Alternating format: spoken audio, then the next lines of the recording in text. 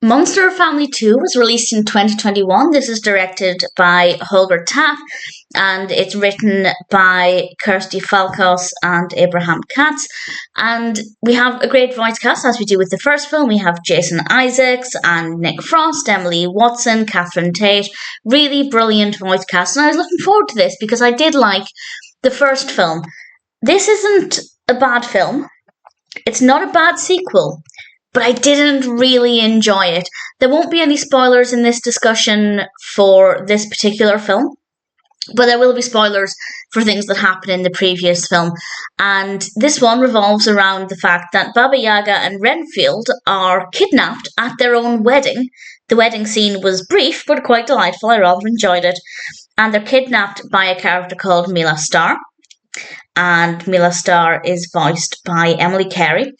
And the monster family have to try and rescue Baba Yaga and Renfield. And I don't want to say too much more about that, partly because I don't want to give anything away, but also because I just didn't find the narrative to be that interesting. I also didn't like the character of Mila Starr, to the point where I wasn't even sure if we were meant to like the character. I feel like we were. I feel like the character has some bad decisions, but they're misguided.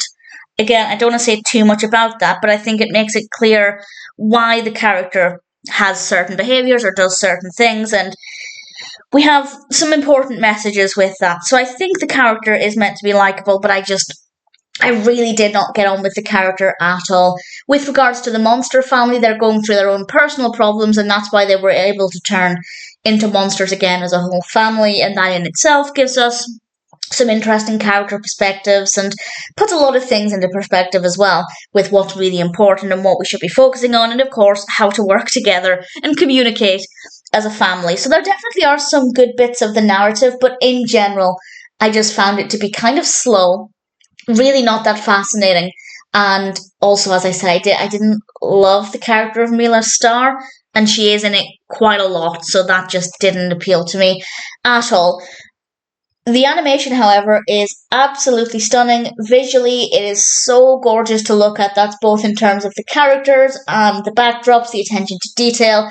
I loved all of that. So the animation was an absolute delight. The narrative works well enough. It flows well. The pacing's good. It makes sense within the context of the story.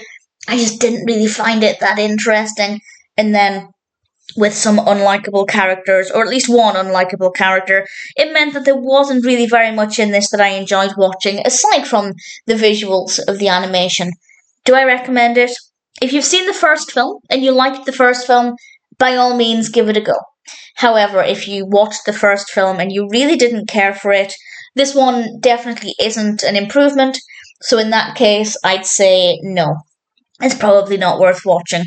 I don't mind having watched it once. I doubt I'd ever watch it again, but Monster Family 2, although not perfect, it's an okay sequel.